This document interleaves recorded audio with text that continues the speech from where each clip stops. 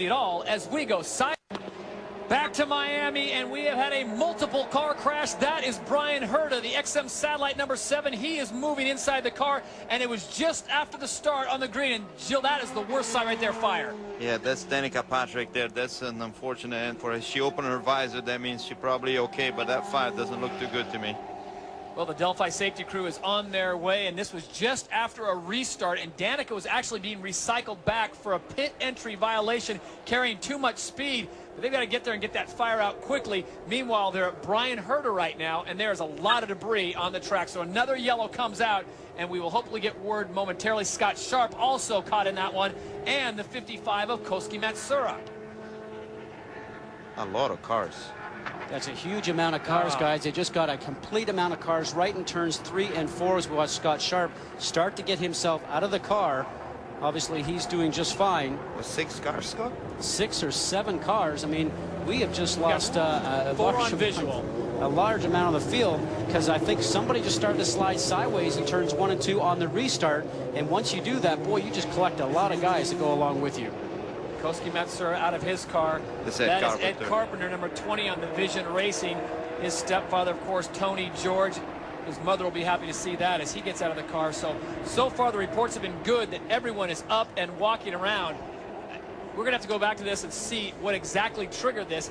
Tomas Scheckter also collected in that. So the count continues to go up on lap 159, a major incident. And here it is. There we go. 3 cars side by side going through there right now. The car on the top, number 55, Kosuke Matsuura, is up in the dust, up in the dirt. The back end goes around, goes along and collects everybody. And now he's going to hit his teammate right there, Scott Sharp, right in the side. So that's just cold tires, Jill, as you know. And being up there as the race continues on, a lot of debris starts to get up there, and it's not the place to run. Well, let's look at the view from Tomas Scheckter, and this should be extremely dramatic. A great start by Kosuke on the right-hand side. Absolutely, Todd. Starts to come down a little bit. You see the back end starting to slide. That's what we call oversteer. Turns around and just collects. Tomas Scheckter almost got through with it. Here's Danica. Now, she tried a risky move. She dropped down low. She saw the incident early. Look at this, Jill.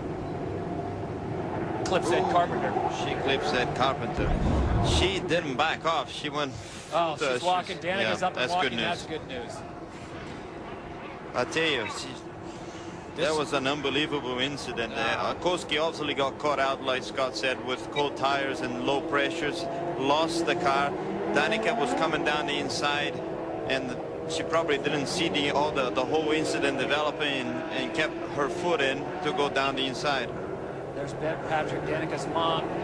Get her word quickly that her daughter is okay. She looked a little disoriented right there, almost like she wanted to walk back. Let's go back and watch the onboards now. This is in real time at 200+ miles an hour. On board with Tomas Scheckter. Backs off a little. There's Kosuke Matsuura. He loses it. This is Danica Patrick. Now she drops to the inside trying to avoid the incident. She backs off a little. She's on the curb. At that point in time, Ed Carpenter could have been back on the gas because the accident was beside him. Oh, and it looked like everyone lifted. Yeah, she almost made it through. Yeah. She was almost all the way down on the apron, underneath the white line to try to avoid Ed, and there was no way of doing that, unfortunately. Well, it was a high-risk, high-reward kind of move. Unfortunately, it did not pay off for Danica Patrick. Let's send it down to pit row and Vince Welch. Bobby Rahal was just watching the replay of watching the incident, and Bobby, what was your sight line of the incident? Well, I mean, it all happened in front of her, and she was doing right, and then Ed Carpenter was about 5 laps down or something like that, was in the middle of that restart, why I don't know, and he parked it in the middle of the incident, and she just caught up to him. But she did a great job all day, made a lot of good passes, and it's just unfortunate. I think she was feeling comfortable, and big accident. Pit stops and traffic, I know, were the 2 main areas of concern for her coming in today. How would you grade her in those areas? I'd give her pretty good. I don't know if I'd give her an A, but I'd certainly give her a B. I mean, the restarts were, some were good, some weren't so good. No, but that's just the experience factor. A lot of those restarts, it depends on who's leading the restart. And some of these guys continue to play games, you know, while they're leading the restarts, and it just stacks up. The further back you are, the worse it gets. So, you know, tough day for her, but all in all, I'm pretty pleased. That's Bobby Rahal. Now let's go to Jerry Punch. Well, Tom Anderson, managing director for Kosuke Matsuura. Tom, from your viewpoint here, what do you think happened? It looks to me like Kosuke got the Panasonic car, had a good run on that group in front of him, and they weren't quite as quick as what he thought. And he had to jump to the outside to go around him, and with a combination of the cold tires and the amount of marbles that were up high, I think it wasn't too many, but it was too many for the situation. So just not enough grip up there, and it looked like back end came around on him up high and got away from him. So I think more or less a victim of circumstances, because he had guys in front, but there wasn't enough room to do what he had to do to avoid going straight into the back of him, and left him in a position that wasn't really compatible with the tires at that time. Okay, Tom Anderson. Kosuke, though, is okay, guys. Thank you, Dr. Jerry Punch. 7 cars involved in that incident in turn number 2, and there they are. Tomas Scheckter, Scott Sharp, Kosuke Matsuura, Danica Patrick, the rookie, Scott Dixon, Roger Yasukawa, and Bryan Herta, all collected in that incident here on lap number 160. An unfortunate turn of events, but Indy Racing has no timeouts, and the same goes for ESPN. You're watching continuous coverage side by. We are on lap 164 here at the Toyota Indy 300. If you have been watching, we have gone side by side here on ESPN. As we take a look at our race recap, so far so good as the day started out. Dan Weldon pushing the envelope, moving out in front, carrying a lot of speed, sometimes in excess of 215 miles an hour. But a rookie mistake by Ryan Briscoe, brought out one of our yellow flags, having his problems again in turn number 4 like he did in practice. And just moments ago, 7 cars collected as they entered turn 2, unable to get out of the incident. Several cars lifting, gentlemen, and that just set off really a chain reaction, a domino effect.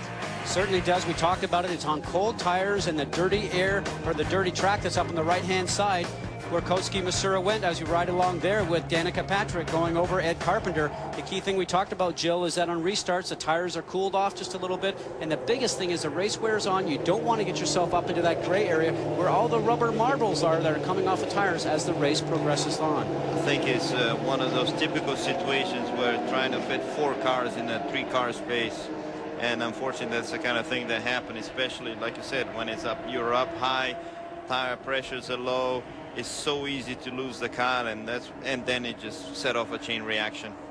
Well, as John Anderson mentioned, just cold tires, not a good combination. We've got the cameras on board, 7 onboard cameras, and our friends over on ESPN2. Here's Scott Dixon's look at the incident as they were coming into turn number 1.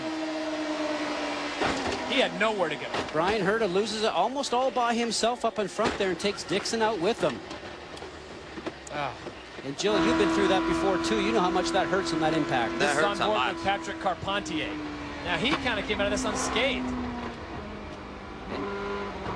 And it's just raining debris when that happens, guys, because I've been through it so many times that you're just hoping nothing comes in and lands on you inside the cockpit. And you can hear things hitting the car and feel debris actually hitting your suit sometimes, Jill, because it's a dangerous situation. I actually broke one of my fingers in 2001 in Michigan, exactly in a situation like this.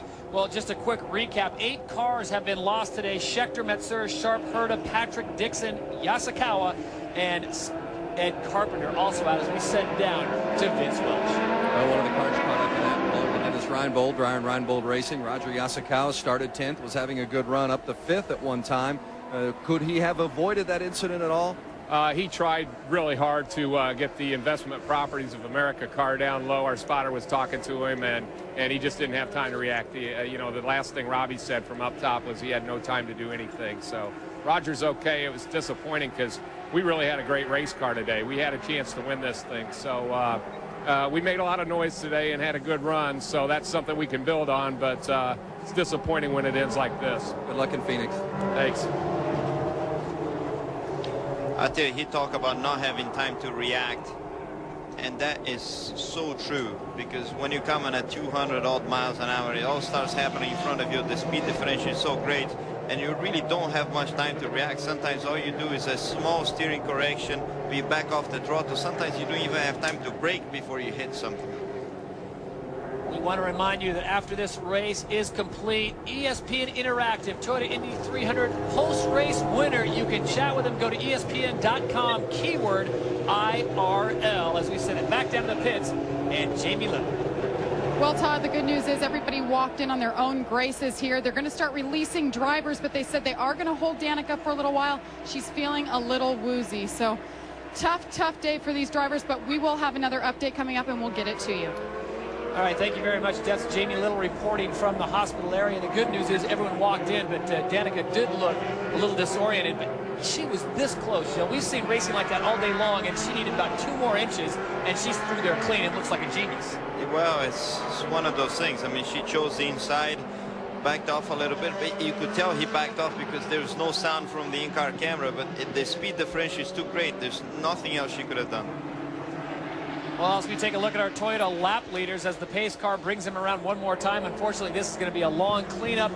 After 168 laps, Dan Weldon has 126 of them. Then it's Scheckter with 13, Castroneves 9. Tony Kanaan checks in with 8. Now, Weldon and Kanaan are still in the race. Herta has 5, Carpente, Hornish Jr., and Vitor Mira with 1. There are 2 main things, I think, for those who stay. Cut tires. Did anybody run over some debris? Is that going to be a problem later on in the race with having a flat tire or anything like that? And the other thing is, good news for us is no more fuel worries.